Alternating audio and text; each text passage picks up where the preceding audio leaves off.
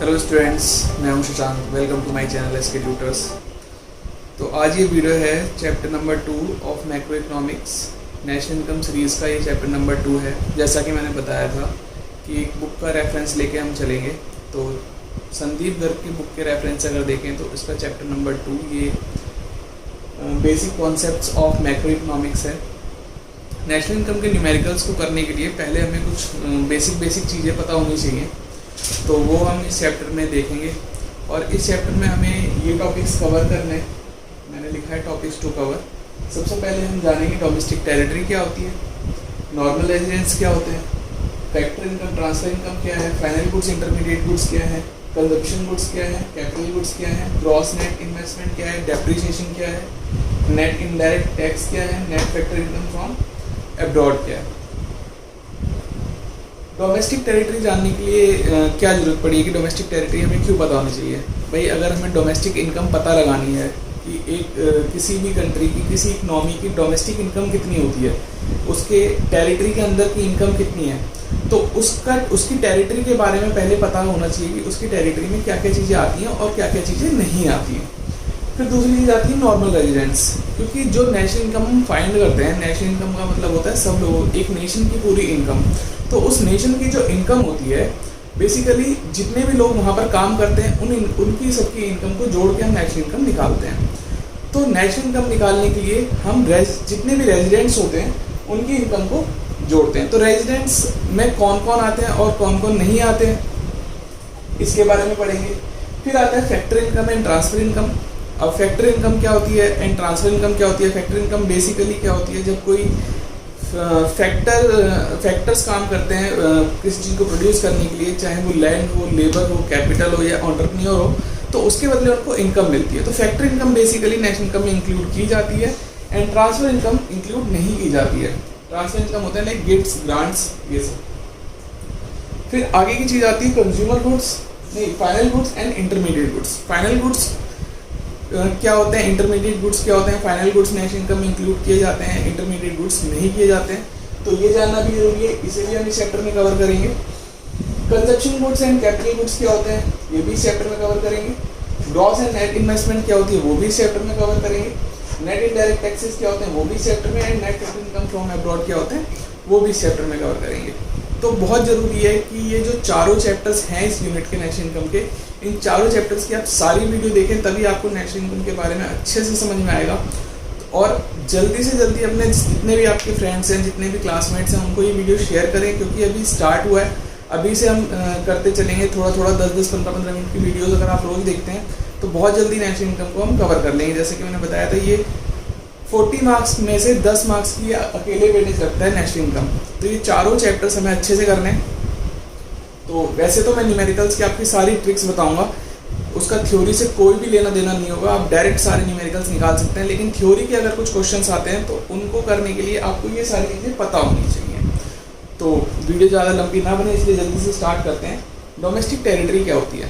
देखिए, कोई लेमन की लैंग्वेज में अगर बात करें, अगर आप नॉर्मल आस पड़ोस में किसी से भी पूछते हो कि डोमेस्टिक टेरिटरी क्या होती है, तो कोई भी कहेगा भाई किसी भी कंट्री की जो सीमा होती है उसके अंदर जो भी सारी चीज़ें आती हैं वो डोमेस्टिक टेरिटरी होती है।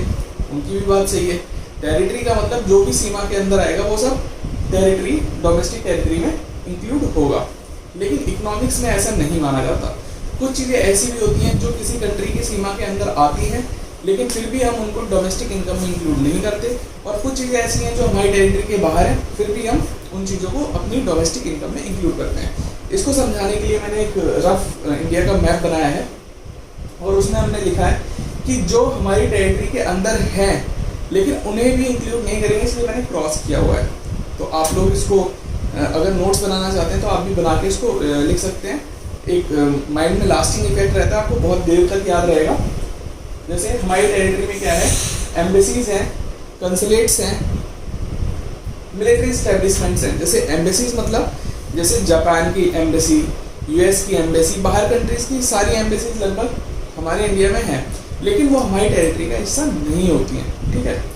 मिलिट्री कंसुलेट्स भी वही होते हैं जो दूतावास होते हैं, या फिर एक कंसुलेट्स बोल सकते हैं, एक बिल्डिंग कह दीजिए, एक ऐसी जगह जहाँ पर बाहर के लोग रहते हैं, वो भी हमारी टेरिटरी में नहीं आते हैं। मिलिट्री एस्टेब्लिशमेंट्स, अगर कोई कंट्री अपनी मिलिट्री दूसरे कंट्री में एस्टेब्लिश करती है किसी रीज़न से, जैसे सीरिया में यूएस की आर्मी है, तो वो सीरिया की डोमेस्टिक टेरिटरी में नहीं आएगी, वो यूएस की टेरिटरी में आएगी। International organisation like world health organisation, united nation organisation और यूनेस्को, ये सारी जो इंटरनेशनल ऑर्गेनाइजेशंस हैं वो हमारी कंट्री की टेरिटरी में नहीं आती, वो इंटरनेशनल ऑर्गेनाइजेशंस हैं, वो बाहर की टेरिटरी में आएंगे, उसको हम अपनी डोमेस्टिक इनकम में इंक्लूड नहीं करेंगे। तो ये है तो हमारी टेरिटरी में, लेकिन इसका हमारी इनकम से कोई भी लेना देना नहीं है, इसलिए मैंने इसको क्रॉस कर रखा है। और इससे एक नंबर का क्वेश्चन आ भी सकता है। फॉर एग्जांपल आ जाएगा कि Japanese embassy in our country, तो क्या वो हमारी टेरिटरी में इंक्लूड होगा या नहीं होगा? बिल्कुल नहीं होगा। तो ये चीज़ें बिल्कुल क्लियर होनी चाहिए कि हमारी टेरिटरी में क्या क्या चीज़ें आती हैं और हमारी टेरिटरी में क्या क्या चीज़ें नहीं आती हैं। अब बाहर की कुछ चीज़ों को देखते हैं जो हमारी टेरिटरी से बाहर होती हैं, लेकिन फिर भी हम उसको अपनी डोमेस्टिक टेरिटरी में इंक्लूड करते हैं, जैसे कि ships aircrafts on by normal residents. जैसे मान लीजिए हमारे यहाँ की कोई हमारे यहाँ की किसी कंपनी का एयरक्राफ्ट रशिया से जाता है जापान, तो वहाँ से जो लोगों को वो सर्व कर रहा है वो रशिया और जापान के लोगों को सर्व कर रहा है, तो क्या वो रशिया की टेरिटरी या जापान की टेरिटरी में आएगा? नहीं, वो हमारी टेरिटरी में आएगा, क्योंकि वो हमारे यहाँ की कंपनी उसको ऑपरेट कर रही है। Fishing vessels, oil rigs on by normal residents in international water bodies, जैसे ऑयल रिफाइनरी वगैरह होती हैं जो बाहर सी या ओशियंस में जो इंटरनेशनल वाटर बॉडीज़ हैं वहाँ पर काम करती हैं, तो वो हमारी टेरिटरी में आती है, क्योंकि एक एक्सक्लूसिव राइट लिया होता है कि जो भी वहाँ पर काम होगा वो हमारी टेरिटरी में ही आएगा, इसलिए ये सारी चीज़ें हमारी टेरिटरीज में आती हैं, तो ये भी याद रखना आपको। नेक्स्ट आता है एम्बेसीज, कंसुलेट्स एंड मिलिट्री इस्टेब्लिशमेंट, जैसे हमारी कंट्री की बाहर, जैसे बाहर की कंट्रीज़ की एम्बेसीज हमारे यहाँ है, हम उसको अपनी टेरिटरी में इंक्लूड नहीं करते हैं, लेकिन जो हमारी एम्बेसीज बाहर की कंट्री में है वो हमारी डोमेस्टिक टेरिटरी में इंक्लूड होती हैं। समझ में आ गई ये बात? तो अब कुछ क्वेश्चंस आप प्रैक्टिस कर लेना, जैसे मैंने बताया कि एक बुक होती है संदीप गर्ग, तो उसमें आपको प्रैक्टिस के लिए क्वेश्चंस मिल जाएंगे। तो जैसे मैं क्वेश्चन आ जाता है कि रिलायंस की एक कंपनी है जो यूएस में लगी हुई है, तो क्या उसकी इनकम हमारी डोमेस्टिक टेरिटरी में इंक्लूड होगी? नहीं होगी, क्योंकि सिर्फ यही चीज़ें हमारी टेरिटरी में इंक्लूड नहीं होती, कंपनीज का इससे लेना देना नहीं है, वो बेसिकली सीधा वहाँ के रूल्स रेगुलेशन के हिसाब से चलती है, तो वो यूएस की डोमेस्टिक टेरिटरी में आएगी, वो हमारी टेरिटरी में नहीं आएगी। तो ये चीज़ें बिल्कुल क्लियर होनी चाहिए नेशनल इनकम को फाइंड करने के लिए। अब हम चलते हैं अपने नेक्स्ट टॉपिक। यस, तो चलते हैं अपने नेक्स्ट टॉपिक की तरफ, नॉर्मल रेजिडेंट्स। नॉर्मल रेजिडेंट्स होते कौन हैं? ऑब्वियस सी बात है, जो किसी कंट्री में रहते हैं, पर उसमें ना कुछ चीज़ें और इंक्लूड करनी होती हैं।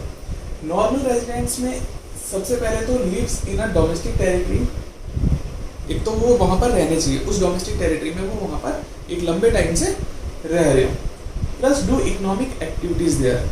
डू इकोनॉमिक एक्टिविटीज़ में क्या क्या आता है? सबसे पहले आता है अर्न करना, कि वो वहाँ पर अर्न कर रहे हो। दूसरी चीज़ होती है वो वहाँ पर स्पेंड कर रहे हो, और अगर वो इन्वेस्ट कर रहे हैं और या सेव कर रहे हैं तो वो भी इकोनॉमिक एक्टिविटीज़ में आता है। तो ये सारी चीज़ें जब कोई इंसान किसी कंट्री या किसी इकोनॉमी में एक लंबे टाइम तक रह के करता है तो वो वहाँ का रेजिडेंट माना जाता है। आगे बात चलती है तो बात आती है कि कौन नॉर्मल रेजिडेंट्स नहीं होते, मतलब रहते वहीं टेरिटरी में लेकिन उनको हम रेजिडेंट नहीं मानते। सबसे पहले टूरिस्ट या स्टूडेंट्स जो पढ़ने आते हैं साल 2 साल के लिए अपना यहाँ पढ़े और चले गए, तो वो हमारे रेजिडेंट्स में नहीं आते। Next, staff of international relation, जैसे मैंने बोला कि यूएनओ, यूनेस्को, WHO, ये जो बड़ी बड़ी इंटरनेशनल ऑर्गेनाइजेशंस हैं, तो यहाँ पे बाहर के लोग भी काम करते हैं, लेकिन वो अपनी जो अर्निंग है वो यहाँ पे खर्च नहीं करते, उनका इकोनॉमिक इंटरेस्ट यहाँ पे नहीं होता, थोड़े से टाइम के लिए यहाँ पर आते हैं, तो उनको भी हम अपने रेजिडेंट्स में इंक्लूड नहीं करते। फिर इंटरनेशनल ऑर्गेनाइजेशंस जो होती हैं वो भी, जैसे कि मैंने बताया, नॉर्मल रेजिडेंट्स में कोई इंडिविजुअल भी हो सकता है और कोई इंस्टीट्यूशन भी हो सकती है। तो इंटरनेशनल ऑर्गेनाइजेशन या कोई इंटरनेशनल इंस्टीट्यूट होगा तो वो वहाँ यहाँ का रेजिडेंट नहीं माना जाएगा। Crew members of foreign vessels, crew members of foreign vessel का मतलब होता है, जैसे कि मैंने बताया, फॉरेन वेसल्स या रिफाइनरीज या जो इंटरनेशनल बॉडी में जो काम करती हैं, वहाँ पे जो क्रू मेंबर्स होते हैं तो वो जिस कंट्री के होते हैं उस वहाँ के वो रेजिडेंट माने जाते हैं, हमारी डोमेस्टिक टेरिटरी के रेजिडेंट्स नहीं माने जाते। फिर बॉर्डर वर्कर्स जो कॉन्टिन्यूसली बॉर्डर का पार करते रहते हैं, किसी कंट्री के बॉर्डर पे रहते हैं, कभी काम से उनको इधर आना पड़ता है, कभी काम से इधर जाना पड़ता है, तो भाई जहाँ पर वो रहेंगे वो खर्च करेंगे। मान लेते हैं कि कोई है वो इंडिया नेपाल का बॉर्डर कॉन्टिन्यूसली क्रॉस करता है, तो अगर मान लेते हैं 1 महीना इंडिया में रहा और यहाँ खर्च कर रहा है, फिर नेपाल गया, नेपाल में खर्च कर रहा है, तो उसको कहीं का भी रेजिडेंट नहीं माना जाएगा, उसको रेजिडेंट में इंक्लूड नहीं करते। तो अब बात आती है कि भाई रेजिडेंट्स और सिटीजन्स क्या क्या होते हैं। देखो, सिटीजनशिप और रेजिडेंटशिप ये दोनों अलग चीज़ें, इसको समझ। यस, तो अब बात आती है कि सिटीजनशिप और रेजिडेंटशिप में क्या अंतर। देखिए, रेजिडेंटशिप मैंने आपको अच्छे से बता दिया कि रेजिडेंट्स में कौन कौन होते हैं। भाई सिंपल सी बात है, 1 साल से ज़्यादा वो उस कंट्री में रह रहे हों एंड उनका इकोनॉमिक इंटरेस्ट उस कंट्री में हो। इकोनॉमिक इंटरेस्ट से मतलब होता है कि वो इकोनॉमिक एक्टिविटीज़ अपनी सारी उस कंट्री में कर रहे हो। अब बात आती है सिटीजन्स कौन से होते हैं। सिंपल सी बात है, या तो वो हमारी कंट्री में बॉर्न हुआ हो, पैदाइश उसकी इंडिया की हो। बाई बॉर्न अगर वो इंडिया का है, चाहे उसके मदर फादर किसी भी कंट्री के हो, लेकिन अगर वो बॉर्न इंडिया में हो गया तो ऑटोमेटिक वो सिटीजन यहाँ का बन जाएगा। जैसे कि हम इंडिया के सिटीजन हैं, तो इसमें हमें किसी से परमिशन लेने की जरूरत नहीं है, कहीं कुछ करने की जरूरत नहीं है, हम ऑटोमेटिकली इंडिया के सिटीजन हैं। तो वही पहला पॉइंट है बॉर्न इन इंडिया, या तो वो इंडिया में बॉर्न हुआ। Next point is born outside in India. Born outside India applies for citizenship and Indian law allows him to become citizen. अगर वो बाहर बॉर्न हुआ है लेकिन उसको सिटीजनशिप चाहिए इंडिया की, तो वो अप्लाई करे, लॉ से परमिशन मांगे, लॉ उसको सिटीजनशिप देगी, ठीक है, तो भी सिटीजन वो इंडिया का बन सकता है। तो ये 2 कंडीशन होती हैं। अब ऐसा नहीं है कि अगर वो रेजिडेंट है कंट्री का तो सिटीजन भी हो।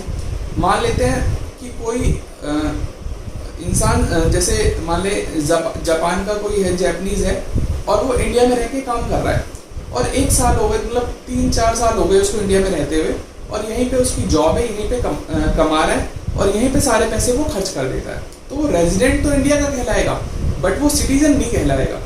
तो जो सिटीजन है वो रेजिडेंट हो सकता है, लेकिन रेजिडेंट सिटीजन जरूरी नहीं है कि हो। तो ये चीज़ क्लियर रखना, दोनों अलग अलग चीज़ होती हैं। अब आगे के टॉपिक्स हम नेक्स्ट वीडियो में कवर करेंगे। आई होप आपको ये बिल्कुल अच्छे से समझ में आया होगा। देखिए, domestic income and national income निकालने के लिए हमें बेसिक कंसेप्ट वाली चीज़ें एकदम क्लियर होनी चाहिए। तो मैं धीरे धीरे आपको ये सारी चीज़ें कवर करता चल रहा हूँ। तो जितना शेयर कर सकते हैं आप इस वीडियो को अपने फ्रेंड्स के साथ शेयर करिए। हम कुछ भी नहीं छोड़ने वाले, पूरा नेशनल इनकम अपनी वीडियो से कवर करेंगे। और अगर कुछ अलग से होता है तो मैं अनाउंसमेंट कर दूंगा, या किसी को कोई भी क्वेरी या कोई भी डाउट है तो इंस्टाग्राम का पेज आपको दिखाई दे रहा होगा, तो आप मुझे यहाँ पर मैसेज कर सकते हो, मैं नीचे डिस्क्रिप्शन बॉक्स में भी दे दूंगा। तो आई होप आपको ये वीडियो बहुत पसंद आई होगी। अगर पसंद आई है, यहाँ तक देखिए तो पक्का पसंद आई है, तो इसको लाइक करिए, सब्सक्राइब करिए एंड बेल आइकन जरूर दबाइए। जैसे ही मैं नेक्स्ट वीडियो अपलोड करूँगा, वैसे मेरी डेली वीडियोज़ आने वाली हैं, जैसे ही मैं नेक्स्ट वीडियो अपलोड करूँगा तो आपको तुरंत नोटिफिकेशन आ जाएगा, तो आप तुरंत जाके देख सकते हैं। और अगर कोई सजेशन देना है तो प्लीज़ कमेंट करिए, मुझे अच्छा लगेगा। आप लाइक करते हैं तो मोटिवेशन मिलता है। Thank you.